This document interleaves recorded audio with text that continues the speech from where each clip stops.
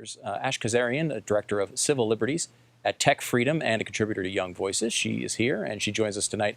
Give us a feel for the technological realities that are emerging with the spread of COVID-19. Ash, thanks very much for coming on the program. Thank you for having me. You know, it's an interesting time because I think when you have, generational defining situations like we're probably going through right now, usually on the other side, you come out of that with some real incredible technological advancement for the positive and also a real threat to personal liberty. At least I think that's what we may see out of this one when it comes to technology. How do you see the balance going there? The balance is very hard to strike. The last national tragedy in the United States, 9/11, because of it, there were so many civil liberties and freedoms that were curtailed in the legislation that was passed afterwards. And we're still, reforming that legislation. Just this week, the DOJ Inspector General came out with a report that said that 25 cases of the FISA applications, the foreign intelligence surveillance applications that he looked into, didn't have the factual evidential basis. And I'm just using this as an example of surveillance being a bad dinner guest. It stays way after you've told it to go. Yeah, and it's interesting. Some of the reporting coming out now is talking about how they're looking at trying to see the reaction to these stay-at-home orders by monitoring people's cell phones. There's a lot of restrictions on cell phone data from providers, but they seem to have found a little loophole when it comes to advertisers.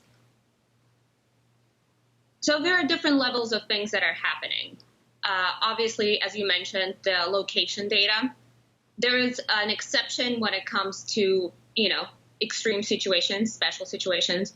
Also, there's very little information we have about what U.S. government is actually doing right now and what data is collecting. We know more about other countries, and that's what we're going off on.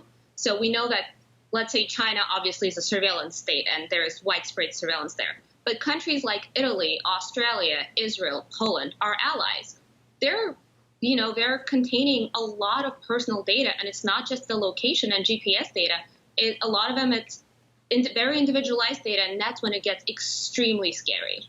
Yeah, there's this thing you get all the time when they talk about using your data, and they say, "Well, look, it's okay. We've anonymized it. We've randomized it. We don't know. We were not looking at you. We don't see your name associated with your data." However, there's only one person who's driving with a cell phone from my house to this place every single day.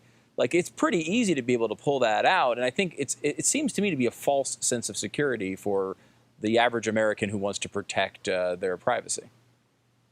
You're absolutely right. And it's not just that, not just government agencies, but even private actors. If they take different data sets and put them together, they can de-anonymize the data and have very clear picture of a lot of individuals and what they're doing. That's why it is very important right now in the conversations that we're having about data collection in the midst of a pandemic for the room to have obviously public health experts, but also civil liberties lawyers. And I think the big difference from, the situation post 9/11 is that we're not at war with a country, we're at war with a virus. So there's way more transparency we can require from the government when it comes to the decisions they make and what kind of data they collect and how do they anonymize it. Are they going to give us that transparency, though? Because I feel like when we can ask for it a lot, but they don't tend to want to give it to us. Our society is in the midst of a great, despair and gloom, and we're all very stressed. That's why, civil liberties advocates like me and you guys, we have to keep talking about this. We have to raise these questions. We have to be in that room. Our concerns have to be heard. And I'm not minimizing the importance of the health data being collected. It will hopefully be efficient, and hopefully we can anonymize it and keep some so we can use it for future research and for fighting off situations like this in the future. However, again, we've got to be in the room and we've got to have transparency.